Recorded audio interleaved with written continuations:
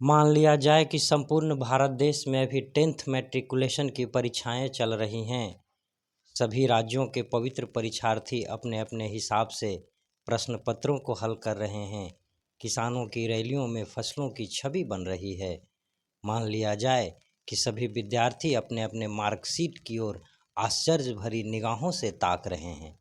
मान लिया जाए कि सभी परीक्षार्थियों को पास कर दिया गया है। आप अगर परीक्षा में 0 अंक भी प्राप्त किए हैं तो आपको फेल होने की ज़रूरत नहीं है। हम अभी कल्प कलम की कल्पना लोकों में विचरण कर रहे हैं। ज्ञान का प्रयोग करना ही प्रयोग धाम का मूल कर्म है। नए ज्ञान को प्राप्त करने के लिए नए नए प्रश्नों को जन्म लेना पड़ता है। प्रश्नों को जन्म देने के लिए परिस्थितियों को सैकड़ों करोड़ों रूप धारण करने पड़ते हैं।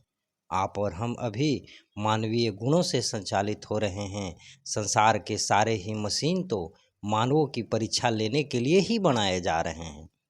मशीनों की संख्या बढ़ रही है, मानवों की औसत आयु में निरंतर कमी हो रही है। मान लिया जाए कि उदाहरण के लिए 100 लोगों को मैट्रिक पास का सर्टिफिकेट दिया जा रहा है। सभी विद्यार्थियों को पहले से ही बताया जा रहा है कि आपको आगे क्या करना है। मान लिया जाए कि 50 लोग कोटा, एलन, आकाश जैसे संस्थानों की ओर कूच करने का मन बना रहे हैं। हम अगर पहले से यह बता दें कि 40 विद्यार्थी के भाग्य में आईआईटी की कोई रेखा नहीं है, परंतु कि हमारा ऐसा करने से कोचिंग संस्थान वाले हमें कितना प्रशंसा पत्र भेज पाते। हम किसी को घाटा देने का प्रयोग नहीं करते हैं। जो ज्ञान अभी दुनिया के खांचे से बाहर की ओर भाग रहा है, उस ज्ञान को रोकने वाला भी तो कोई होना चाहिए। अगर किसी बच्चे को जन्म के साथ ही उसका सारा कर्म फल निकाल दिया जाए तो समाज पर इसका कैसा प्रभाव पड़ेगा।